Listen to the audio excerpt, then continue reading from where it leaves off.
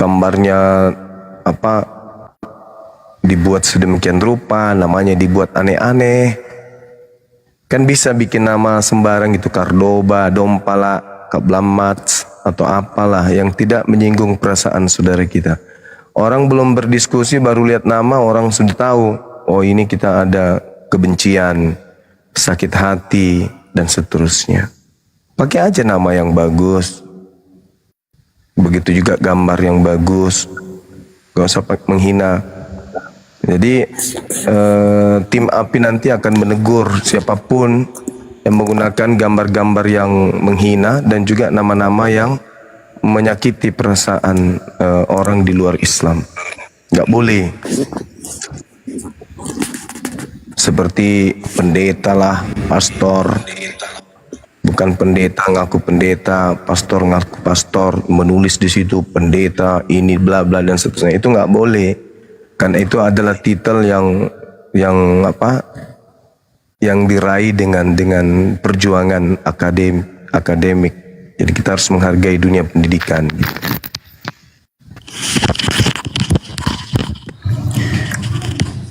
Izin Bang Da, siapa Bang Pikala? Bang Pikala. Ya,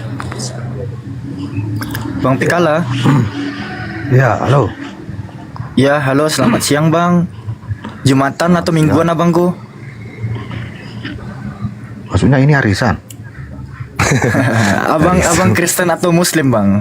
Oh, Kristen. Oh, ada yang ingin ditanyakan atau ada yang ingin disampaikan? Ada. Kalau kalian bisa kompromi ya, saya bisa. Oh, bisa Bang. Silakan Bang, silakan. Abang pasien pertama di ruangan ini, silakan. Ini temanya nggak ada kan? Harus bertanya, begitu.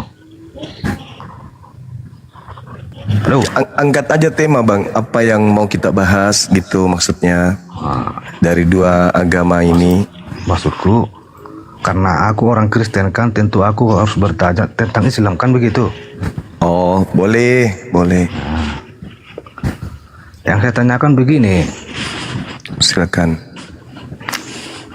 kan katanya Quran itu sempurna, ya kan? Insya Allah iya sempurna.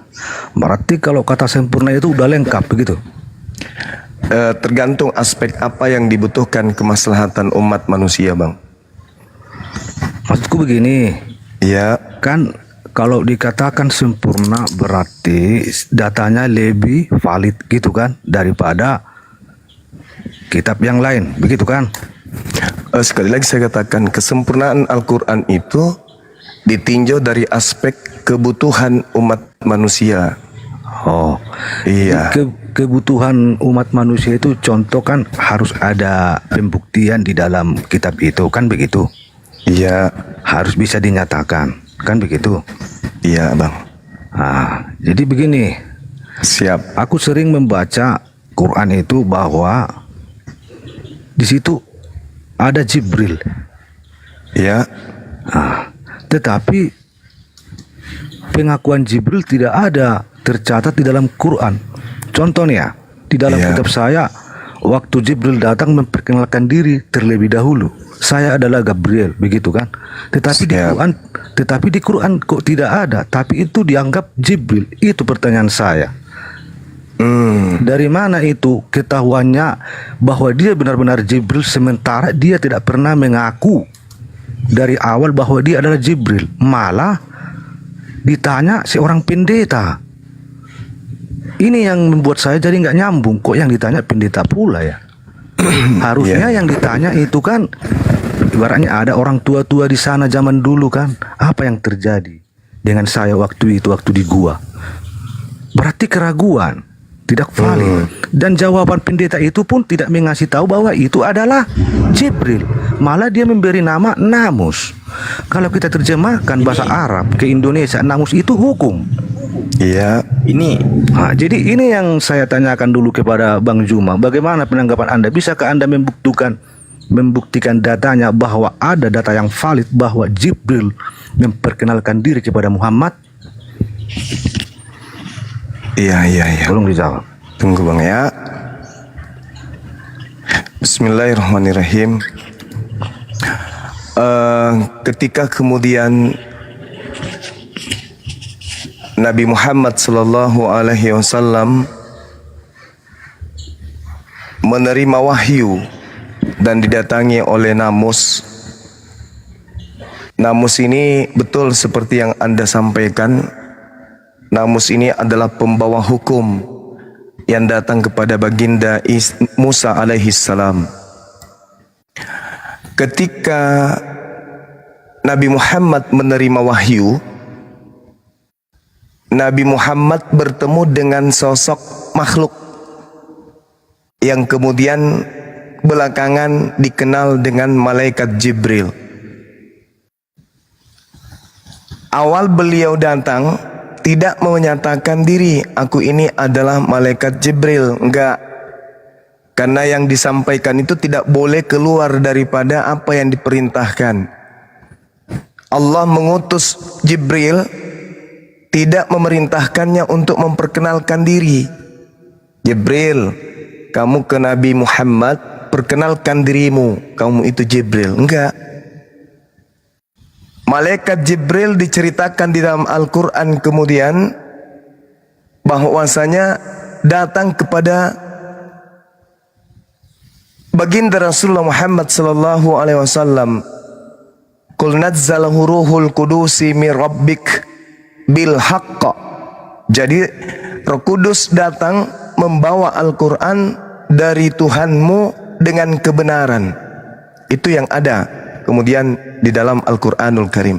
Nabi Muhammad enggak serta-merta tahu, wah ini apakah betul adalah malaikat Jibril atau siapa? Baginda Rasulullah Muhammad SAW enggak ngerti, enggak paham ini siapa yang datang kepada saya ini. Enggak ngerti beliau. Jadi seketika saja dia didatangi oleh makhluk itu, diperintah untuk membaca Iqra, karena itu yang terlontar dari langit. Iqra, tidak ada penambahan. Saya Jibril disuruh, tidak ada penambahan kayak gitu. Seketika Iqra, belakangan baru diterangkan. Kul man kana aduwwan li Jibril fa innahu nazzalahu ala qalbika bi iznillah. Ternyata yang datang kepada beliau itu adalah malaikat Jibril yang diutus kemudian untuk menyampaikan Al-Quran kepada baginda Rasulullah Muhammad SAW dengan izin Allah. Jadi kalau saudara saya bertanya, kenapa enggak memperkenalkan diri? Ya emang enggak. Belakangan kemudian diceritakan di dalam hadits ya Bukhari nomor 3141, bagaimana kemudian diceritakan bahwasanya Nabi Muhammad SAW ketika dia bertahannud di Gua Hira, kembali beliau menceritakan hal itu kepada istrinya Khadijah. Lalu kemudian Khadijah membawa beliau ke Warakah, seorang rabi atau seorang imam Yahudi waktu itu, Nasara. Lalu dikatakan beliau suami saya ini bertemu dengan sosok. Lalu kemudian Waraka yang paham tentang Taurat, Waraka yang paham tentang Injil bertanya, apa yang kamu lihat? Kemudian beliau menceritakan. Lalu Waraka mengatakan, ini adalah Namus. Haza Namus, kata beliau. Siapa Namus ini? Malaikat yang pernah datang kepada Nabi Musa alaihi salam. Selesai cerita. Gitu bang. Jadi kalaupun misalnya yang datang kepada baginda Rasulullah Muhammad sallallahu alaihi wasallam ini bukan malaikat dari Tuhan pencipta langit dan bumi, tapi pada faktanya Nabi Muhammad diminta, diajarkan kepada seluruh umat manusia untuk menyembah kepada pencipta langit dan bumi dengan kaidah-kaidah prosesi ibadah yang ada. Jadi tak ada yang salah bang, karena kami nggak menyembah makhluk. Tuhan pencipta kita sudah pasti laisa kamitslihi syai', tidak serupa dengan makhluk, tidak serupa dengan apapun. Sedangkan kami menyembah hakikat yang tidak serupa dengan apapun. Karena tak ada yang serupa dengan Allah, tak ada yang serupa dengan pencipta. Semua yang dikatakan pencipta, yang dikatakan ciptaan tidak akan pernah sama dengan pencipta. Makanya umat Islam kalau ditanya apa yang kamu sembah? Allah. Mana Allah itu? Tidak bisa kita lihat.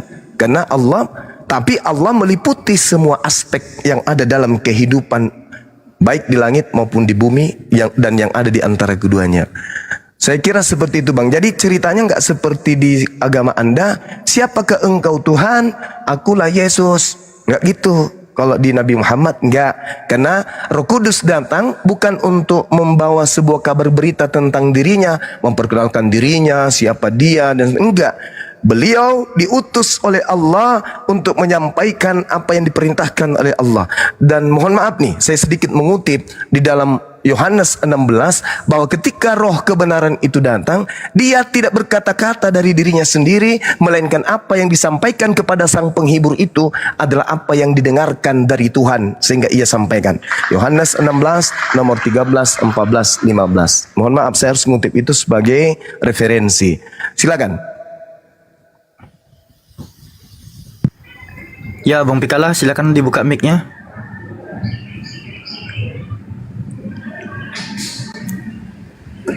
Bang Pikala. Oke, belum ada. Ya, aduh. Oke. Oh, silakan. Jadi kenapa waktu Jibril menampakkan diri kepada Musa dan kepada Maria tidak mengatakan namus? Kenapa harus di Islam itu dikatakan namus? Iya, jadi gini. Namus itu adalah malaikat pembawa hukum. Pembawa hukum yang datang kepada para nabi, termasuk Nabi Musa alaihissalam. Jadi pada kesimpulannya Rasulullah Muhammad SAW menerima hukum seperti Nabi Musa, sama seperti Nabi Musa menerima Torah dengan perantaraan malaikat. Namus itu artinya hukum, ketetapan. Itu sama seperti Nabi Musa. Jadi kalau dikatakan kemudian kenapa tidak dikatakan namus pada masa itu? Namus itu kan dalam bahasa Yunani nomos artinya hukum. Malaikat yang membawa hukum, itu gelar pembawa hukum, pembawa aturan Tuhan. Nah, disebut Roh Kudus, makhluk yang membawa manusia kepada kesucian, hukum-hukum yang membawa manusia kepada kesucian. Makanya ketika Nabi Muhammad SAW menerima hukum-hukum dari namus ini, beliau ditugaskan kemudian oleh Allah untuk menyampaikan kepada manusia agar manusia itu wayuzakihim, disucikan. Disucikan dengan apa? Dengan hukum-hukum tersebut. Jadi kalau dia kena najis, cara membersihkannya seperti ini. Kalau dia kemudian dalam keadaan junub, cara membersihkannya seperti ini. Jadi semuanya, bahkan harta pun disucikan. Makanya dia disebut sebagai wayuzakihim. Dia datang membawa hukum-hukum untuk mensucikan jiwa manusia. Jadi tidak memperkenalkan diri memang. Aku Jibril, enggak. Karena tidak ada dalam wahyu aku Jibril, enggak, kecuali di dalam keterangan-keterangan tafsir baru dijelaskan bahwa yang datang kepada Nabi Muhammad itu adalah malaikat Jibril. Sama ketika datang kepada ibunya Nabi Isa alaihissalam, innama ana rasulu rabbik li ahaba laki gulaman zakiya. Sesungguhnya aku ini adalah utusan Tuhanmu. Nah, utusan Tuhan yang datang pada masa itu adalah namus, pembawa hukum kepada Maryam untuk supaya memberitakan akan lahirnya seorang anak yang bernama Isa alaihissalam. Seperti itu bang. Dan satu hal itu tidak terjadi hanya sekali.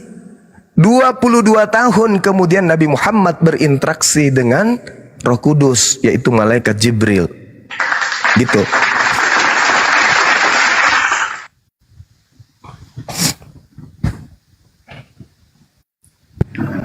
Pikala. Oke. Ya. Oke. Iya, Itu silakan bang. Oke. Iya bang. Ya. Iya bang. Nah, aku cuma mau tahu aja, berarti yang datang itu berarti namus ya? Siap. Ya, oke. Itu aja yang mau aku tanyakan. Berarti yang datang di Muslim itu namus, yang datang di Kristen itu Gabriel. Cuman itu aja yang saya mau tahu gitu. Karena ada perbedaan gitu loh. Karena semua mengaku Jibril itu harus ada data yang valid. Kalau cuman dikatakan itu diklaim menjadi Jibril, ya itu saya bingung. Oke. Ya, Boleh saya nanya? Boleh saya nanya, Bang? Boleh. Di mana Nabi Musa menerima Torah, 5 ketetapan itu, malaikat yang datang kepadanya mengaku Gabriel. Silakan. Tunjuk datanya, dalilnya di mana? Kalau di Musa tidak ada mengaku. Tidak ada. Ya. Yang saya mengakui itu tidak ada. Yang ada itu Gabriel memperkenalkan diri kepada waktu Maria ingin mengandung seorang anak. Itu Berarti nggak ada juga, tidak ada juga malaikat Jibril kepada Nabi Musa, betul? Iya, tapi di dalam Alkitab saya ada pengakuan. Di Quran tidak ada. Itu aja yang saya tanya. Sayangnya kawan, yang datang kepada Nabi Musa itu disebut namus. Tidak ada datanya tertulis namus. Boleh kita lihat? Iya, di Alkitab tidak ada kata namus. Iya, karena itu bahasa Indonesia. Iya kan? Iya. Jadi itu dia. Di bahasa Ibrani juga, Latin juga nggak ada kata namus. Waduh, masa sih, Bang? Nggak ada di Alkitab kata namus. Gitu ya? Iya, nggak ada. Boleh kita cek sekarang di Google mana itu. Nggak ada di Alkitab Ibrani bahwa waktu berjumpa kepada Maria itu memperkenalkan diri dengan saya adalah namus. Tidak ada. Oh, itu namus itu kan bahasa ini, Bang. Bahasa Yunani, Bang. Nomos. Iya, tahu saya. Jadi terus kan bagaimana mungkin dia datang kalau dia menggunakan kata itu? Kan itu ndak masuk akal. Tapi kalau Anda belajar lebih jauh, Bang, coba Anda lihat di dalam Ulangan 4 nomor 4, dan inilah hukum yang ditetapkan Musa di hadapan Bani Israel. Hukum. Itu hukum. Jadi kalau kita berbicara mengenai hukum, berarti berbicara mengenai Torah. Ketika berbicara mengenai Torah, berarti kita berbicara mengenai nomos. Di dalam Ulangan 4 nomor 4 dikatakan begini. Pesot ha-Torah asyero syammose lifnei bani Israel. Itu satu. Inilah hukum Taurat yang dipaparkan Musa kepada Bani Israel. Dalam bahasa Yunani disebutkan hautos honomos hon parateto Moses enepon homen Israel. Berarti nomos itu hukum. Dalam bahasa Ibraninya disebut hatorah. Hatorah bahasa Ibrani, bahasa Yunaninya hanomos. Dalam bahasa Arab disebut an-namus. Berarti yang datang kepada Nabi Musa adalah hatorah, yang datang kepada Musa adalah nomos, yang datang kepada Musa adalah namus, yang datang kepada Nabi Muhammad adalah dia yang mendatangkan Taurat kepada Nabi Musa. Ini sih sederhana dalam kajian dasar pijakan perbandingan agama. Nah, kalau saudara kehilangan literasi, ternyata Nabi Musa tidak diketahui siapa yang datang kepadanya, unek-unek atau pikiran negatif yang muncul di benak saudara pun bisa muncul di kepala saya bahwa yang datang kepada Nabi Musa di Gunung Sinai itu adalah iblis. Karena tak ada nama di situ. Padahal dia menerima 5 kitab, tapi tidak ada nama. Nah, namun sebagai saudara, saya ingin menyatakan kepada saudara, rujukan untuk mempelajari dari perjanjian baru, untuk mengkaji perjanjian lama, siapa yang datang kepada Nabi Musa, silakan Anda baca kitab para rasul, Kisah Para Rasul 7, nomor 35, nomor 38, nomor 53. Insya Allah Anda akan sampai kepada bahwa ternyata yang datang kepada Nabi Muhammad itu adalah Gabriel alaihi salam. Gitu dari saya, Bang, silakan. Ya, jadi begini, Bang. Tadi Abang mengatakan bahwa Quran itu kitab yang sempurna dari kitab sebelumnya. Yes. Ini yang saya pertanyakan. Di dalam Alkitab saya bisa saya tunjukkan bahwa Jibril memperkenalkan diri ada, itu artinya berarti nyata. Ternyata di dalam Quran harus panjang ceritanya menjelaskan namus ini. Mana yang lebih valid menurut Anda, Al-Quran atau Alkitab? Kalau Itu saya permasalahannya. lebih valid Al-Quran, karena yang Anda pakai itu cuma terjemahan. Entah dari mana datanya, Bang? Coba dulu, namus itu berasal dari mana? Kata mana itu namus? Namus itu bahasa Ibraninya hatorah, bahasa Yunaninya nomos, bahasa Arabnya namus. Jelaskan ya. Nah, coba sekali lagi saya katakan, coba Anda baca Ulangan 4 nomor 44 atau 1 Tawarik 16 nomor 40 atau Nehemia 8 nomor 1, atau kemana Anda pergi yang Anda bisa membaca kata Torah ada di dalamnya. Sekali lagi saya katakan, dalam bahasa Ibrani Ulangan 4 nomor 44 dikatakan Pesot hatorah asyero shammose lifnei beni Yisrael. Dalam bahasa Yunani hautos honomos hon prateto Moses anopion honom Israel. Jelas itu, nomos hatora seirama, nomos hatora, nomos hatora, hatora nomos, yang didatangkan kemudian oleh malaikat yaitu hukum Taurat. Ketetapan. Gimana tukang strem ini orang? Berarti bisa dong kita katakan nama malaikat itu namus, bukan Jibril lagi. Masa kita Bisa, ganti namanya. karena dia pembawa. Kan sudah kubilang tadi, Bang. Nah, malaikat yang datang kepada beliau itu tidak memperkenalkan diri, tapi beliau punya gelar sang pembawa hukum. Nah, tuh sudah ditunjukkan adik saya itu. Tuh, jelas itu. Jadi ketika kita berbicara tentang hukum, nomos sama dengan Torah, Torah sama dengan hukum Taurat.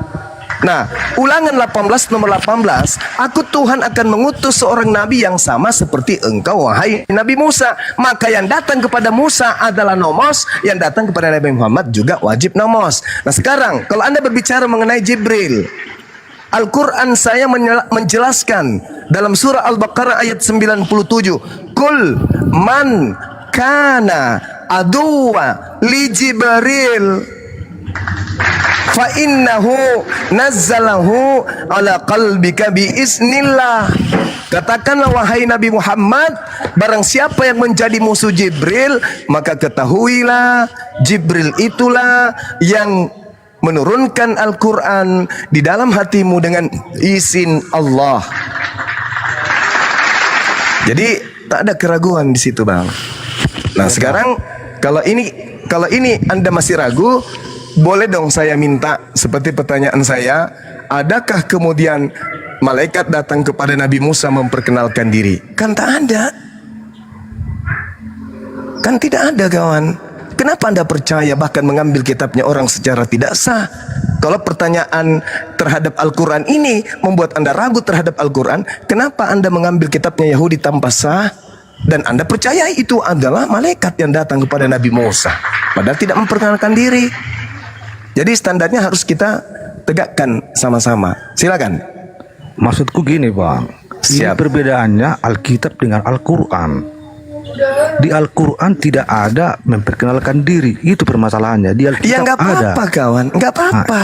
Nah, jadi apa-apa. mana?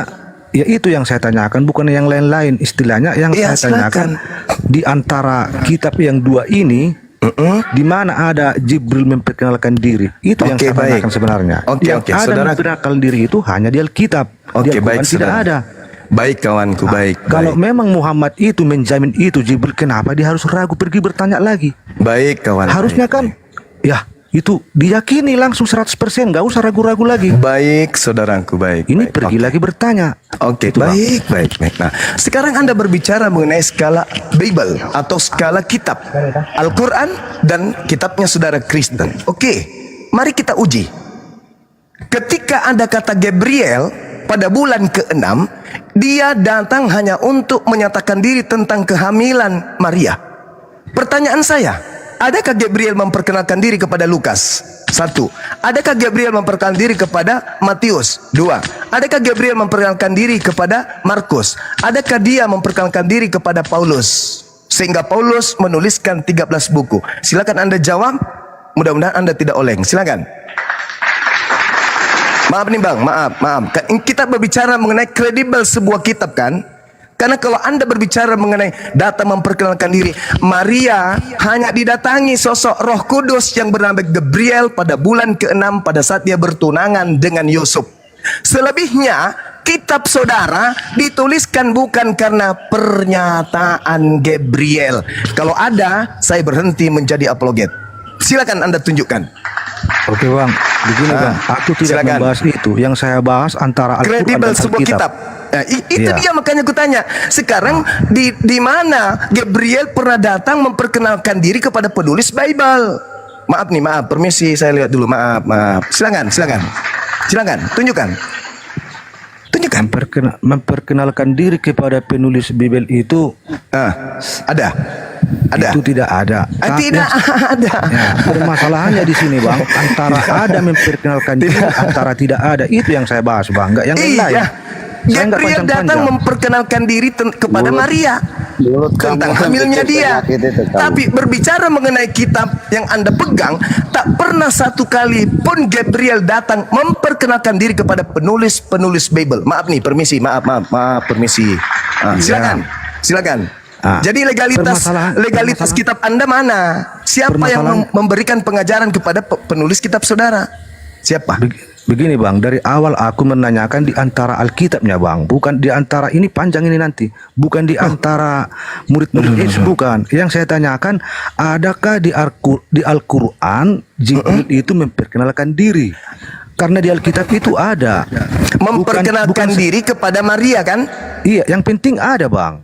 Lah, Masalahnya itu ada, itu yang saya buat. Kalau kan ada kalau yang seperti itu, Al-Quran juga malaikat Gabriel datang Jibril kepada Maria. Qala innama ana rasulu rabbiki li ahabalaki gulaman zakiyah. Itu ada. Kalau cuma seperti itu. Tetapi ketika kita berbicara mengenai keautentikan sebuah pengabaran, Al-Quran dijelaskan kemudian bahwa yang datang kepada Nabi Muhammad adalah Jibril. Dalilnya di mana? Surah Al-Baqarah ayat 97. Kul man kana aduwa li Jibril. Nah sekarang yang datang kepada Paulus, Jibril enggak? Bukan. Ke Markus, Jibril enggak? Bukan. Matius? Bukan. Jadi apa legalitas standingnya untuk mengatakan itu wahyu dari Nomos yang sama seperti kepada Musa? Ini berat ini bang, berat. Permisi, silakan. Iya bang, yang katakan abang itu benar. Tapi yang saya katakan itu bukan ke situ. Yang saya tanyakan di antara Alkitab ininya. Karena yang saya tanyakan tadi kan di Alkitab saya itu dari halaman 1 sampai halaman terakhir ada catatan bahwa Jibril memperkenalkan diri. Saya cari di Quran dari halaman 1 sampai selesai tidak ada Jibril memperkenalkan diri. Itu yang saya tanya bang, enggak yang lain-lain. Saudara, sekali lagi saya bacakan ayatnya. Fattahazat min dunihi hijaba farsalna ilaiha ruhana fatamassala laha basyaran sawiyya. Lalu dia memasang tabir yang melindunginya dari mereka. Lalu aku mengutus rohku Jibril kepadanya, maka dia menampakkan diri dalamnya dalam bentuk manusia yang sempurna. Qalat inni, Jibril berkata, Maryam berkata, inni a'udzubirrahman minka in kunta taqiyya. Sungguh aku berlindung kepada Tuhan yang Maha Pengasih terhadapmu jika engkau ini adalah orang bertakwa. Jibril datang lalu berkata kepada Maryam, innama saya ini sesungguhnya saya ini Rasulur Rabbi, utusan Tuhanmu, li'ahabalaki gulaman zakiyah, untuk menyampaikan anugerah kepadamu seorang anak laki-laki yang suci yang akan lahir dari rahimmu. Itu siapa? Jibril memperkenalkan diri kepada Maryam. Samanya kita. Nah sekarang ketika berbicara mengenai kitab suci, ternyata Gabriel tidak pernah memperkenalkan diri kepada penulis kitab saudara. Ini bahaya ini.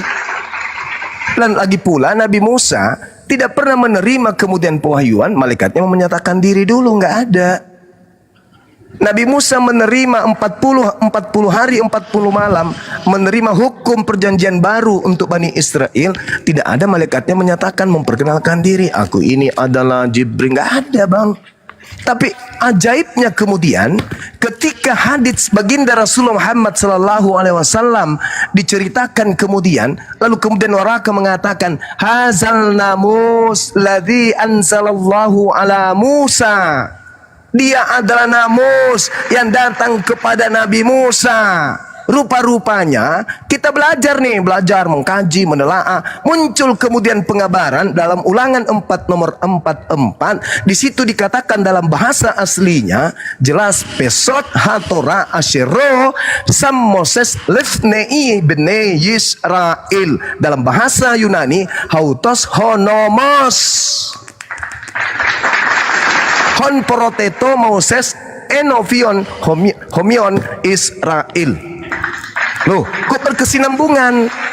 Nabi Musa datang padanya nomos, Nabi Muhammad datang kepadanya juga nomos. Yang datang kepada Markus, Lukas, ya mungkin Tarmos. Maaf bercanda, karena tidak ada pemberitaan itu. Coba bang. Sedangkan di Ulangan 18:18, aku Tuhan akan mengutus seorang nabi sama seperti engkau wahai Nabi Musa. Aku akan menaruh firmanku di dalam mulutnya. Nabi Musa menerima firman dari mulut Musa, namanya Taurat. Nabi Muhammad menerima firman dari mulutnya Nabi Muhammad, di mulutnya Nabi Muhammad, namanya Al-Quran. Yesus menerima firman di mana? Apa nama kitabnya? Nggak ada. Nah, ini yang ingin saya sampaikan. Ini sekedar edukasi untuk penambahan pembendaharaan pengetahuan kita dalam lintas agama. Silakan bang. Bang Pikala, izin bang, Alfi mau sapa tamu dulu nanti. Ya. Bang Kaisar dan Bunda Vera. Ya, Assalamualaikum warahmatullahi wabarakatuh. Gurunda. Waalaikumsalam warahmatullahi wabarakatuh semuanya. Siap abangku. Ya duho, apa cek Marino monitor? Ya, siap hadir. Oke, Bang apa cek? Bang apa cek panggilan kedua? Halo. Oke, monitor juga. Bang Marino Ya, panggilan kedua.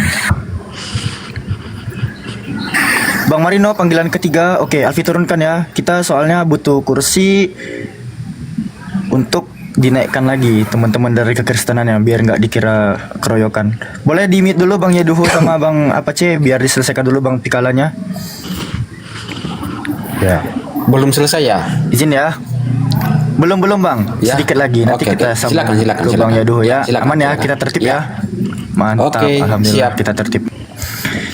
Oke bang, terima Ya. kasih. Saya sudah mendengarkan tadi Siap. penjelasan Bang Juma mengenai itu.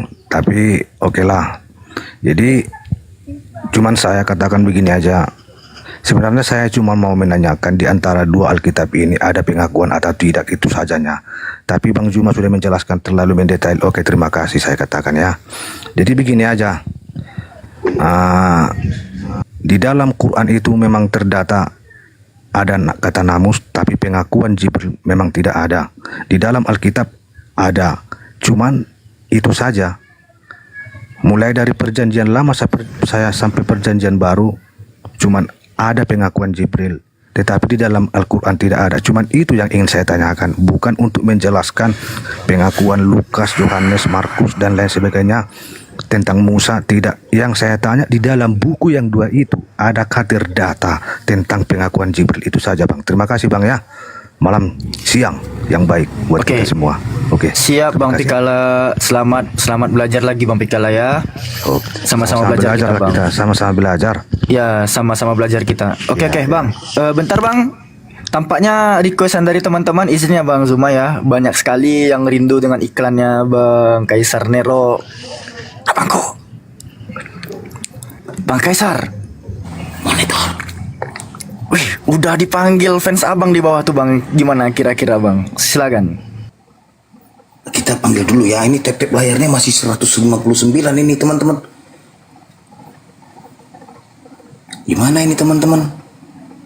Oke lah ya, baiklah. Bismillahirrahmanirrahim. Kepada sahabat Bang Zuma dan sahabat EPI Apologet Islam Indonesia, sahabatku semua, pada sore hari ini menjelang sore ya, tolong di tap layar jemarinya sampai layar kalian itu pecah.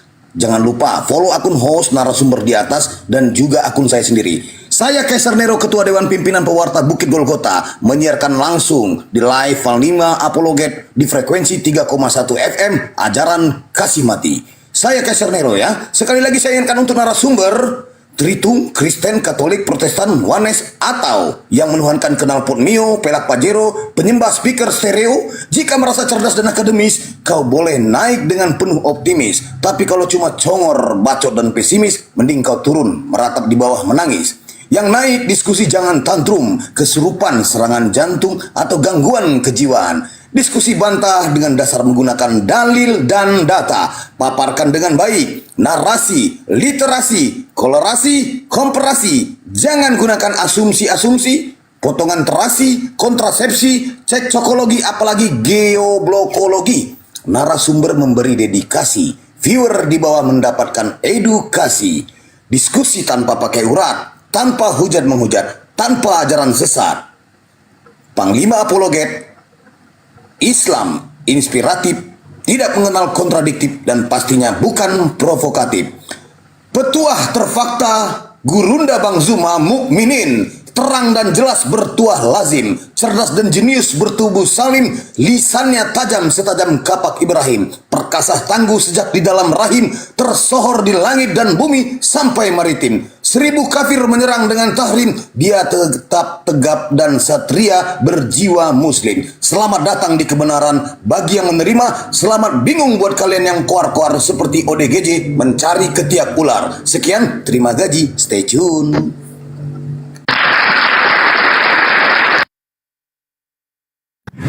Ya, Masya Allah, luar biasa. Jangan lupa ya di tap-tap layar lagi teman-teman. Tampaknya Bang Yadu ini sangat nafsu sekali ingin berdiskusi. Gimana Bang Yadu? Apa yang ingin kita bahas, Bang? Ya,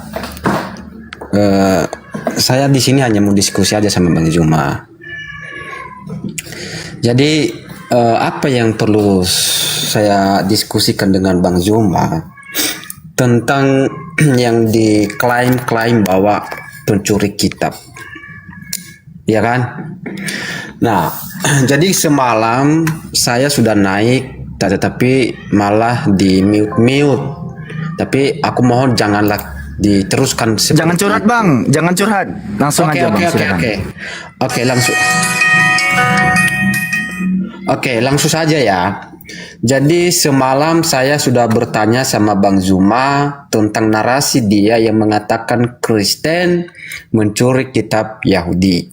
Tetapi saya memberikan bantahan bahwa tunjukkan kepada saya orang Yahudi yang melarang Tuhan Yesus untuk memakai kitab Musa. Dan begitu juga para murid-muridnya seperti Petrus, Yohanes, dan lain sebagainya. Itu dulu. Nah, yang saya mau serang, bentar. Oke. Yang saya mau tanya, ya nanti tanggapi itu yang pertama. Yang saya mau tanya tentang hal yang mencuri. Boleh saya mengatakan bahwa di dalam Islam, bahwa ada 4 kitab yang diimani. Ya. Dan itu ada data dan kita bisa melihat di beberapa website Islam dan menerangkan bahwa di situ ada Al-Quran, ada Taurat, ada kitab Zabur, dan ada kitab Injil.